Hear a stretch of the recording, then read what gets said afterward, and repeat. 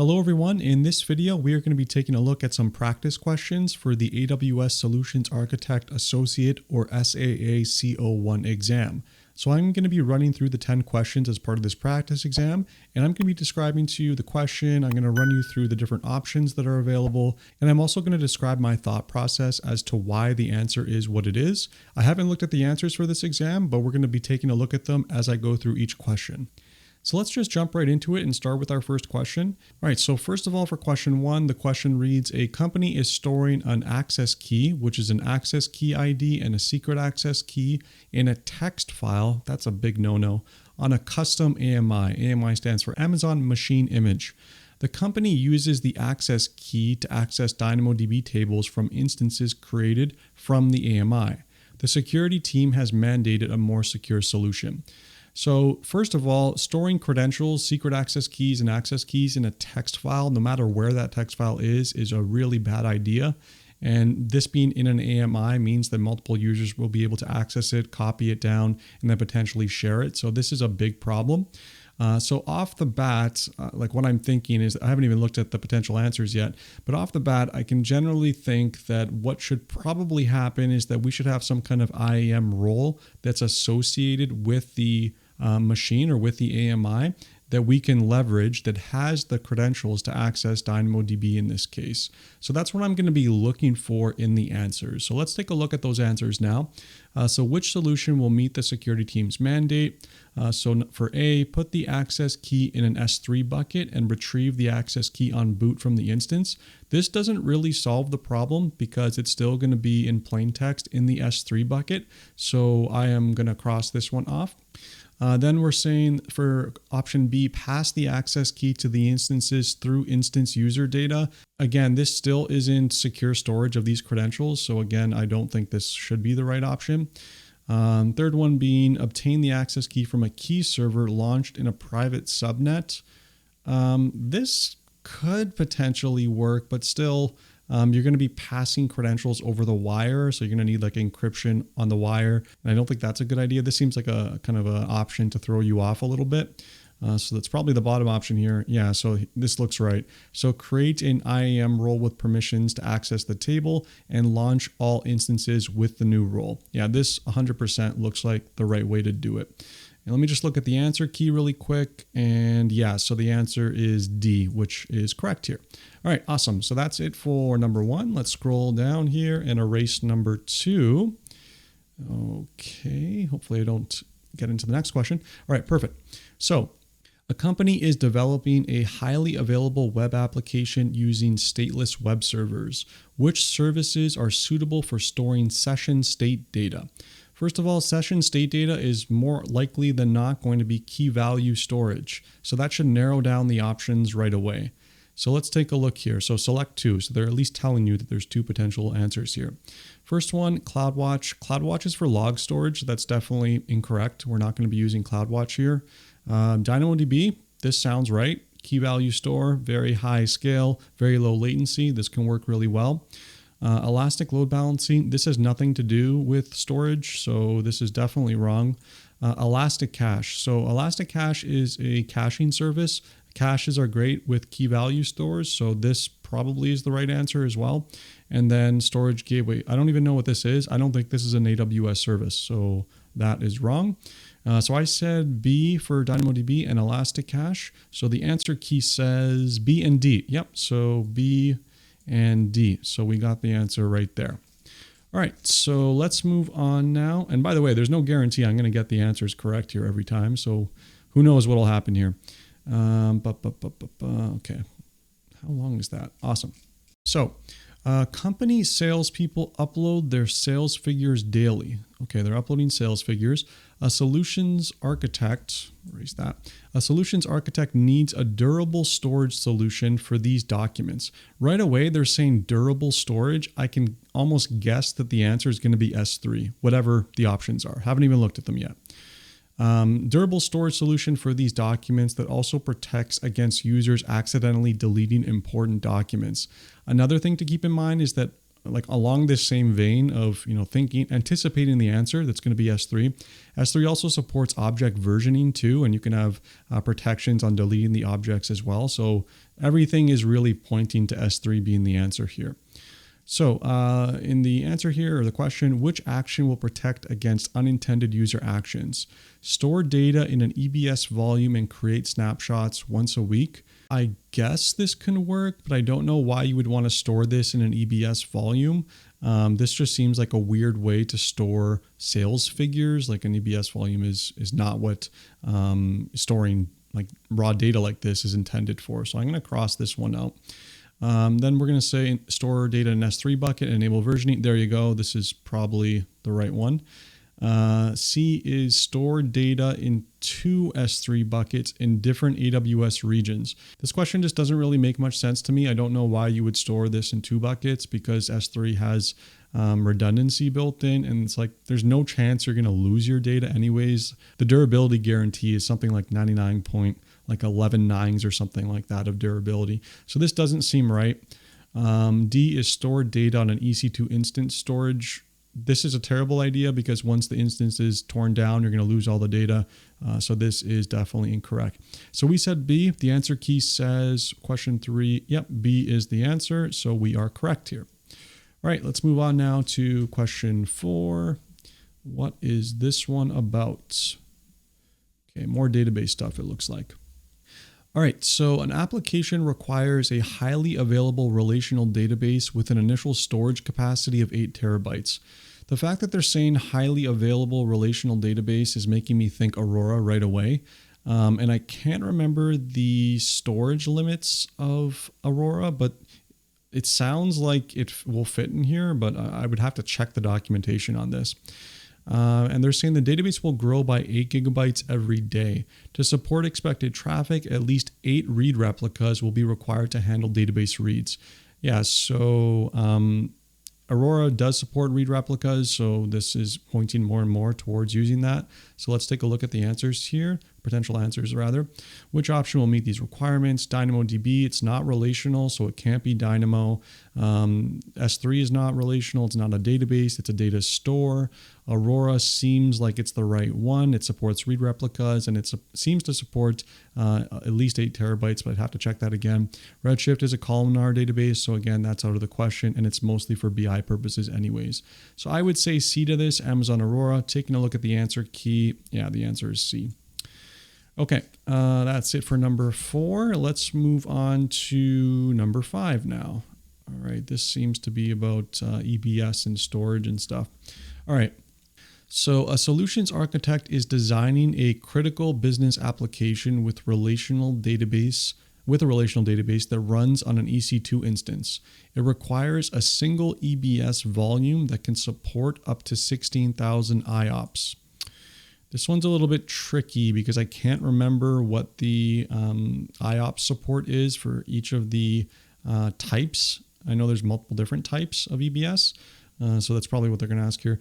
So which Amazon EBS volume type can meet the performance requirements of this application?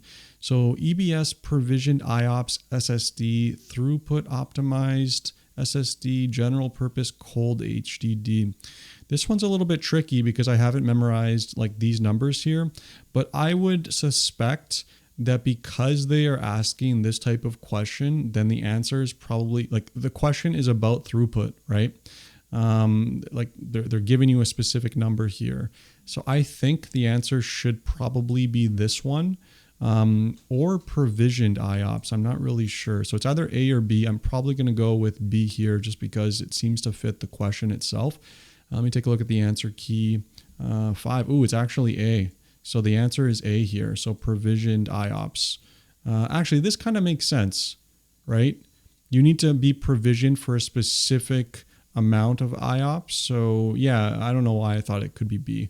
I suspect I was just thinking that since it's throughput optimized and we're like talking about throughput here in terms of IOPS, it would probably fit the mold.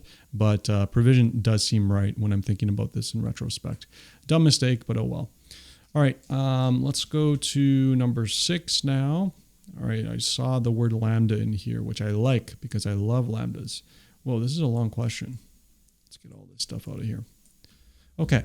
So a web application allows customers to upload orders to an S3 bucket. The resulting Amazon S3 events trigger a Lambda function that inserts a message to an SQS queue. All right, so let me just draw this out because this is getting confusing. So we have our bucket over here. And then we're saying when someone puts something in this bucket, it's going to trigger our Lambda function. Okay, cool. And then the Lambda function inserts that message into an SQS queue. I usually draw the queues like something like this with a box. Okay, makes sense. A single EC2 instance reads messages from the queue, processes them, and stores them in a DynamoDB table partitioned by unique order ID. Holy crap, this is like super complicated. So now it's going to EC2,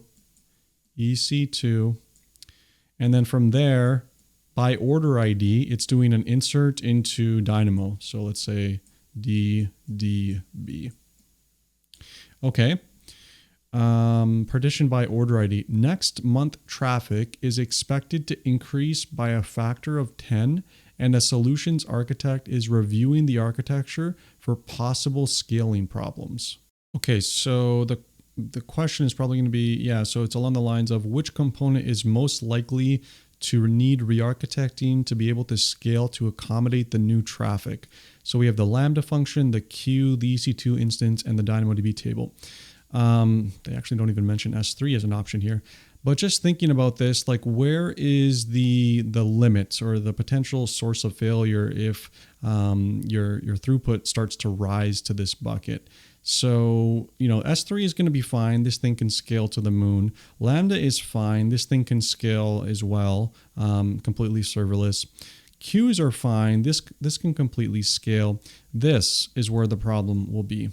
Unless you add more EC2 instances to handle all of the messages that are showing up in the queue, then you're going to have problems here. So if too much data is flowing this way, you're going to have like a ton of messages that are building up right here in the queue. And then your EC2 machine only has so many polling and processing threads that it's going to start eventually falling behind at some point. If you're having a 10x increase in load, I would expect that to happen. So one of two things need to happen. Firstly, you can either upgrade the instance of the EC2 and maybe something more CPU intensive and add more polling and worker threads to it. The other option is have multiple EC2 machines. So maybe like another one here, EC2, that's also like polling off of here. And then another option is just ditch the whole EC2 setup and just use like a Lambda function that's connected to the queue and then goes into DynamoDB, because Lambda can scale on its own. And generally, like this is a bad pattern. You shouldn't use SQS to EC2 because you run into these types of problems. So that's my suspicion here. One other thing to also keep in mind, this is a potential problem with the inserts into DynamoDB if the order IDs are all going to be the same, which I don't think is going to happen here. They don't say that. They say by unique order ID. But if we are constantly updating the same record in the table and the partition key is order ID, that can result in a hot partition, which can impact the DynamoDB table. Since we have high cardinality with all these different order IDs, so every order ID is unique, in other words, we're not going to run into that problem. So my suspicion here is that the answer is going to be the EC2 instance as the thing that needs re-architecting. And just looking at the answer key, so it is C. So this is correct. Okay, let's move on now to question 7. All right, this looks like something to do with S3. All right, so an application saves the logs to an S3. Is this related to this question? Saves the logs. Seems like it's insinuating that, but I'm not sure. A user wants to keep the logs for 1 month for troubleshooting purposes and then purge the logs. Okay, just right off the bat, without looking at the answers again, S3 does support lifecycle policies that allow you to transition data to different types of storage tiers. So you can go from just the standard access to infrequent access to Glacier to Deep Glacier. And now I think they even added another one. So I'm keeping that in the back of my mind as I'm going to be looking at the answers here. So what feature will enable this? Adding a bucket policy on the S3 bucket. Bucket policies, these are for permission, so I don't think that's the right thing. Configure lifecycle configuration rules on the S3 bucket. This seems like it probably should be the right answer. Create an IAM policy for the S3 bucket. This has nothing to do with retention. Enabling cores on the S3 bucket. This has nothing to do with the question either. So the answer must be B. Looking at the answer key, this is question 7. Yeah, the answer is B. All right, so 3 more questions left. Let's keep it going here. We're making good time. This looks to be another S3 question. So let's see what's going on here. So an application running on EC2 instances processes sensitive information that is stored on Amazon S3. The information is accessed over the internet. The security team is concerned that the internet connectivity to Amazon S3 is a security risk. So I think I need to read this question again. So an application running on EC2, let's draw this out actually. So we have an application that's on EC2 and it processes sensitive information that's stored on S3. Okay, so we have S3 and it is talking to that. The information is accessed over the internet. Okay, so I think what they're trying to say here is that like this thing is in its own VPC. So like this is the VPC boundary, virtual private cloud, by the way. It's basically a way for you to secure your AWS resources in a custom and isolated networking space. And I think what they're trying to say is that the security team is concerned that the internet connectivity to Amazon S3 is a security risk. So yeah, what's happening is that the EC2 calls to S3 are exiting our VPC and they're going out to the public internet, right? So the dotted line there is like the land of public internet. And this can be a problem because your traffic now needs to go out of your VPC and come back in. And ideally, you don't necessarily want to expose your VPC to outbound or inbound traffic. Just using some of the knowledge that I have, I know that there's a way so that you can use a custom endpoint for some popular services, S3 being one of them, that allow you to access these common AWS services from within your own VPC using a VPC endpoint. So effectively what that'll look like is that you have like, just trying to think of like how to draw this out. Instead of going out to the internet to get to S3, like effectively you have S3 that kind of lives inside of your own VPC and now you can communicate with it. And the way you do that is by using the VPC endpoint. So let's look at the potential answers. So access the data through an internet gateway. Access the data through an internet gateway. So this just lets you get the information by going out to the internet. So this doesn't really solve the problem. This is just how it has to work. So that doesn't really make sense.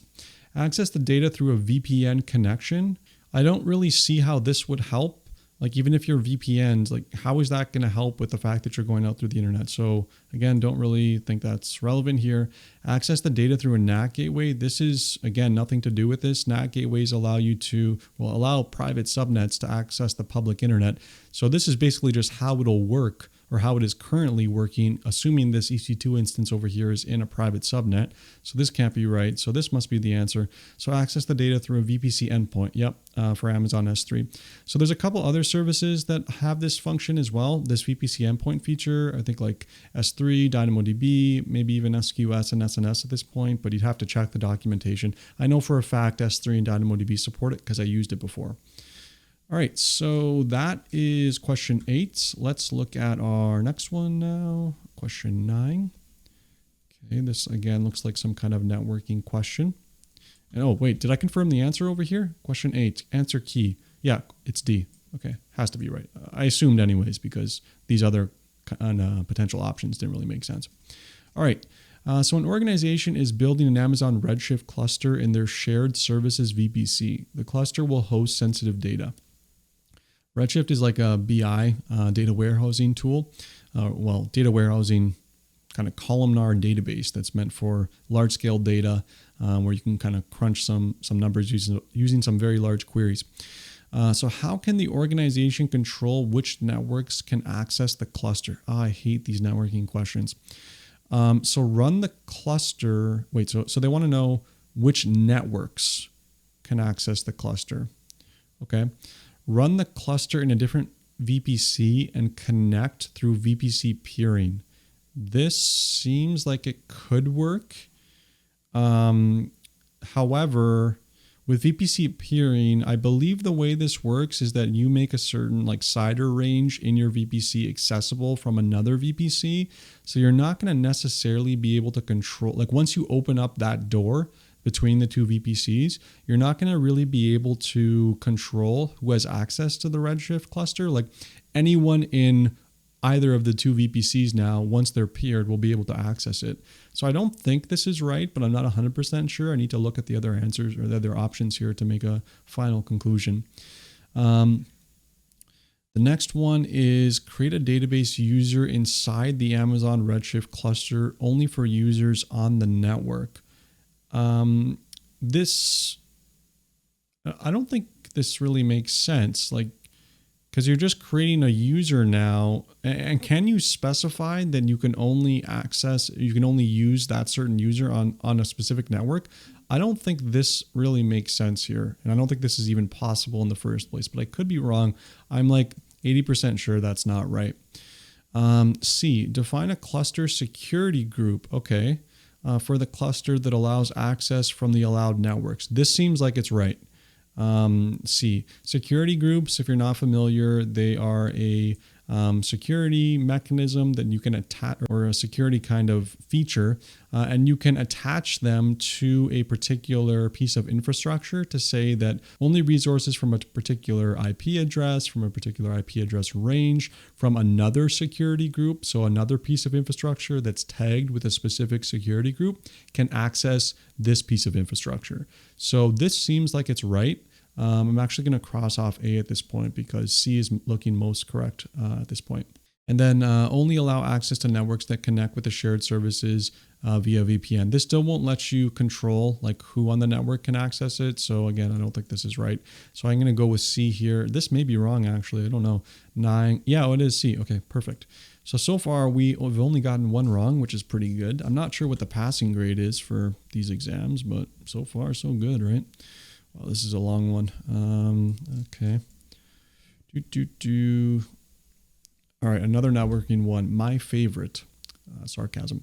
All right. A solutions architect is designing an online shopping application running in a VPC on EC2 instances behind an ELB load balancer. Okay, right away, let's draw this because this is going to get complicated. So we have an EC2. It's in its VPC. And then behind an ELB application load balancers, I believe the ALBs go inside the VPC, right? If I'm not mistaken. Pretty sure they do. Actually, someone can correct me if I'm wrong here because I don't remember if that's how it works or if they kind of exist out over here outside of the VPC. I'm pretty sure it's in. It wouldn't really make sense. Anyways, the application, the instances run in an auto-scaling group across multiple availability zones. Oh dear, so this is getting complicated. So we can have potentially multiple other EC2s here inside this VPC as well. And you know, I'm just going to put ... here to say that there can be EC2 machines within this ASG or auto-scaling group. So the application tier must read and write data to a customer managed database cluster. Okay, so it needs to read and write to a customer managed database cluster. There should be no access to the database from the internet, but the cluster must be able to obtain software patches from the internet. So in that case, did we say that this is a private subnet? I don't think they are like public or whatever. This must be a public subnet because we need access for our ALB here. So if you don't want access for something in a VPC, you need to put it in a private subnet. So what I would do in this, I'm not even looking at the answers yet, by the way. This is just kind of ballparking how this should probably work. So this should be a private, I'm just going to say SN for subnet. And then this is where your database should be. Okay. And then in order to give this thing, first of all, you need to update your route tables too. So this stuff can be accessed across the subnets, assuming this one is in a public subnet. So then what you're going to need is in this subnet over here, which is public, you're going to need a NAT gateway. I'm going to do N for NAT gateway. And then in order to give this outbound access, this needs to connect to the NAT gateway. And then you need to have a rule so that the NAT gateway will talk to the internet gateway. And then your NAT gateway needs rules so that it will forward traffic to the internet gateway as well. So this is kind of the setup that I anticipate that they're going to describe here. So let's see what's going on. Keep in mind that there is a constraint here. The cluster must be able to obtain software patches from the internet. Yeah, and this is the database cluster. And where else does it talk about security here? Multiple availability zones. It doesn't really, right? Okay, so this is the only real constraint. So public subnets for both the application tier and the database cluster. No, this would give public access to the internet for the database, which is bad. Public subnets for the application tier. Okay, this part is right. And private subnets for the database cluster. This is right, but this does not guarantee that the private subnet database will be able to access the public internet for patches and updates. So this is off the table. Public subnets for the application tier and NAT gateway. There we go. That's what we were describing. And private subnets for the database cluster. This is probably right. And the last one, public subnets for the application tier and private subnets for the database cluster and NAT gateway. No, the NAT gateway does not belong in the private subnet. It needs to be in the public one. That's just a setup rule of how this works. So the answer can't be D. Looking at the answer key, and we are right. So the answer was C there. So far in this exam, or I guess not so far at the end of it, got 9 out of 10, 90%. Congratulations me. Gonna go have some champagne. Thanks so much for watching. If you like these types of videos, you want to see more of this kind of stuff, please let me know. This is my first time doing this type of video, so I'm eager to get some feedback as to whether or not you want to see more of this stuff. Thanks so much for watching, and I'll see you next time.